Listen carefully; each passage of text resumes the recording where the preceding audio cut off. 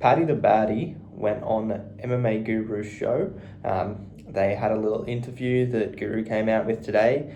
Very good episode. We're going to go into some of the stuff they covered, mostly how I think Paddy will approach the Bobby Green fight from what he told Guru.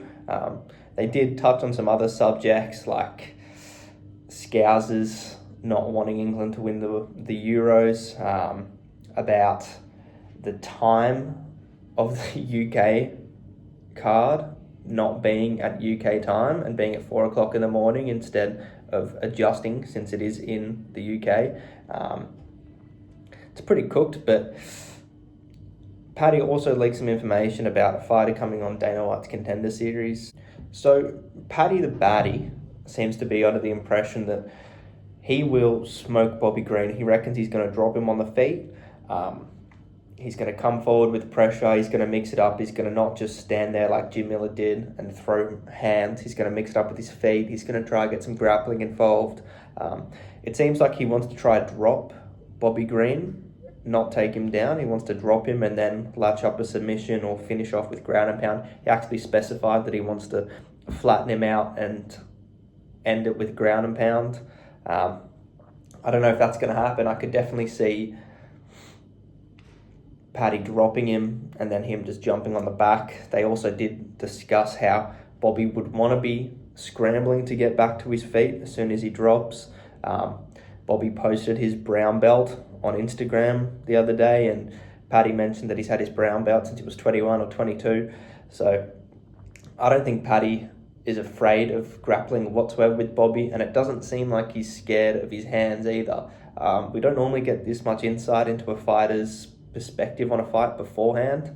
I think he just felt pretty comfortable with Guru, which is interesting because Guru was also being pretty confrontational with him about the Jared Gordon fight, which you've got to give him props for. He didn't back down. But yeah, I think Paddy really believes in himself when it comes to this fight, and I'd be happy to put money on him. He reckons this is Bobby Green's opportunity at a big break, and if he beats Paddy, then Bobby will finally get into the top 5, top 10. And for Paddy, I think it's sort of a similar case.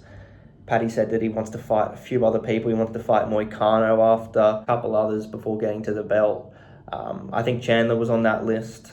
Paddy also leaked that Luke Riley, a 9-0 fighter from London, I think, or no, maybe he's also from Liverpool, is fighting on Dana White's Contender Series, so he leaked that. It hadn't really been confirmed anywhere else, and Paddy just sort of confirmed it. I'm not going to do the Scouse accent because it's fucked with an Australian accent. But basically said that, yeah, he'll be on Dana White's Contender Series soon, which will be good. Another good prospect. He looks crisp, standing up, so another exciting fighter. Paddy also admitted that he went a bit harsh on Ariel when he was having a podcast with Dana White, saying that Ariel basically said that Paddy wanted to be paid for an interview and that Paddy refused to do an interview with Ariel. And I remember myself being like, what the fuck, Paddy's so up himself, he doesn't have any right to do this. This is going to benefit him more than it's going to benefit Ariel at this point. And it comes out that Paddy had an interview with BT Sports the same day and was going to be getting paid for that. And then his managers just told Ariel to ask BT Sports what the budget was and see if they can match it. And then Ariel got all butthurt and tried to drag Paddy's name through the mud because he wouldn't do an interview with him. So when you see that, it's a lot easier to justify how Paddy spoke about Ariel to Dana White, especially because Dana also doesn't like Ariel. Listen, I don't know if many people do. I think only MMA casuals really like Ariel. I think anyone who knows and has watched enough of Ariel's shows know that he likes to twist words a lot. I don't know, definitely not my favorite interviewer, but that's a video for another day, I reckon. Guru also got Paddy to admit that the Gordon fight was a lot closer than he thought originally. Mentioned how he asked for fight of the night and agreed that he probably shouldn't have asked for fight of the night or said that he won when it was a close fight like that because of how much hate that he got. He said that the third round was boring and he just sort of coasted because he thought that he was up the first 2 rounds. listen, I don't think it's a good idea for anyone to coast ever. Like Dana says, you should finish the fights. Judges are always fucked, but I don't know.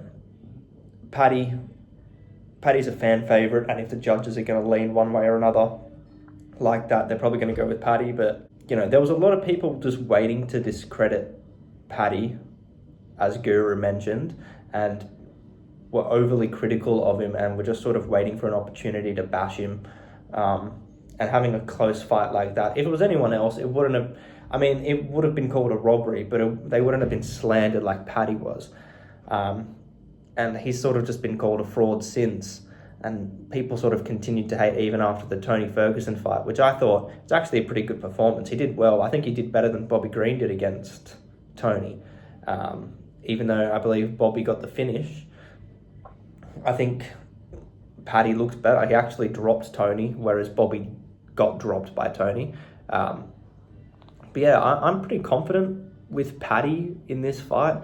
I think he could even catch Bobby with one of these wild hook exchanges that he has. He blitz forward with hooks, eventually getting to the back. If he drops him, he might mix in takedowns in the later rounds if he doesn't see the fight going his way. But I am also worried about Paddy potentially getting chinned, because he does leave his chin up in the air quite a lot, and there's lots of videos of him sort of eating punches, and I hope he can take Bobby's punches. He's got a good 1-2 down the middle. But yeah, I do like Paddy's chances with this, and I also like Paddy a lot more after this interview. He's got a good sense of humour, and him and Guru got along way better than I thought. Even when discussing Molly McCann and how Guru went in on Molly for a few minutes after she lost a fight. And even then, Paddy was sort of joking, understood that Guru's just doing it to make money. It was a good podcast. I like listening, if you can call it a podcast. I definitely like listening to it. But yeah, this isn't a prediction video, but I highly recommend going to watch that interview that Guru did with Paddy. You can definitely get some insight into your pick this weekend, and yeah, it should be good. Tom Aspinall also went on Ariel Helwani's podcast. Listen, all right podcast. I like Tom Aspinall. I think he's funny. I think he's a pretty intelligent bloke as well, which is pretty rare among UFC heavyweights. No offense. CTE hasn't quite gotten to him yet. Ariel, intolerable as always, but I watched the interview, so you guys didn't really have to. Some good advice from Aspinall about social media and removing himself from social media. He says that it's cleared his mind and he's way less stressed and overwhelmed. He says he has someone else handling his social media.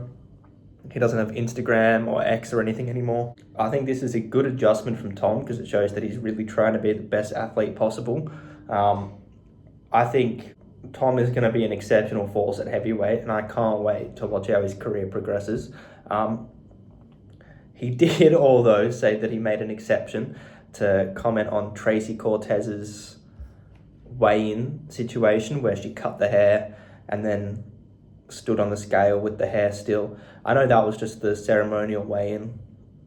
She was just holding the hair for that picture. But she was also told to exhale, and apparently she lost like half a pound from exhaling. Rose mentioned that in the post-fight press conference. And Tommy also mentioned that it was pretty funny seeing Tracy make this big deal out of sacrificing her hair and losing a piece of her identity just to be faced up with Rose, who's been bald for years and is properly committed to the game.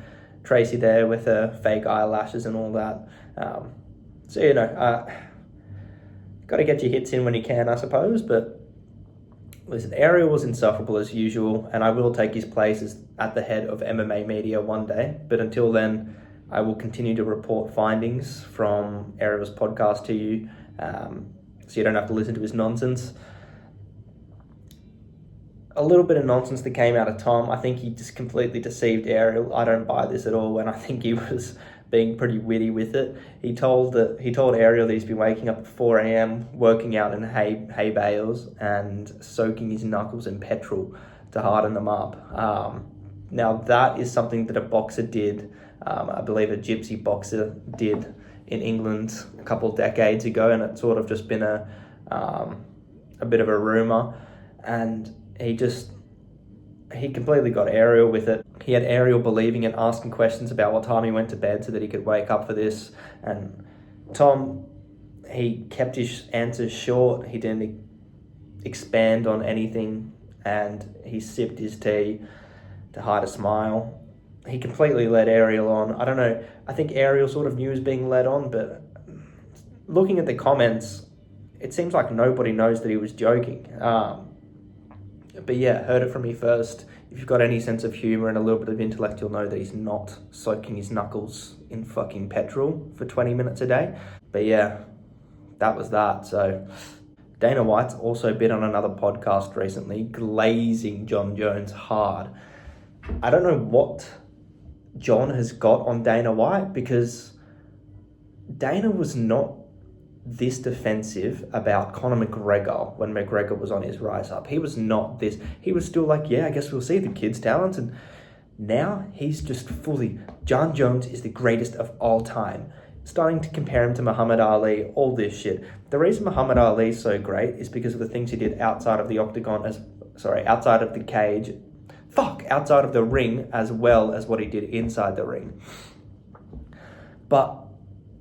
And you just can't put Jon Jones in the same bracket. Sure, Jon Jones is undefeated greatest of all time when it comes to MMA, arguably, I guess. If you discount the PEDs, then yeah, I guess he's got an undefeated record and cleaned out light heavyweight, even though lots of them were old, bloated middleweights.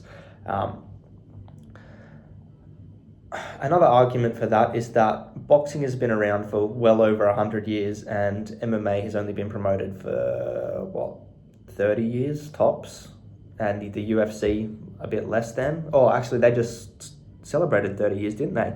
I don't get how Dana can be defending Jon Jones like this when he's once again been charged with an assault on a woman again. Why?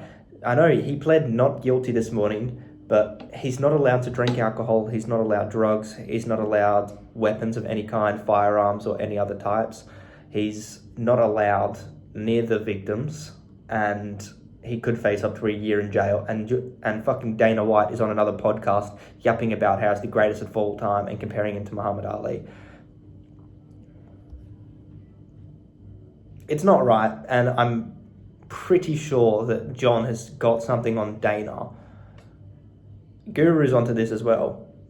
It just doesn't make sense. He didn't even defend McGregor like this. So I think Jon will probably end up getting some fucking community service and gonna go do some anti-drug speeches at some schools like he did when he got busted for the hit and run. I don't think it's gonna be a lesson for Jon and we're gonna see this again, but enough about Jon Jones. The cunt's got enough media attention. It'll be interesting to see how Dana White talks about Jon Jones approaching his fight, and then after Jones' retirement, how he changes his tune on Jon. So I guess we'll see how we go, but thank you for watching and I'll see you next time.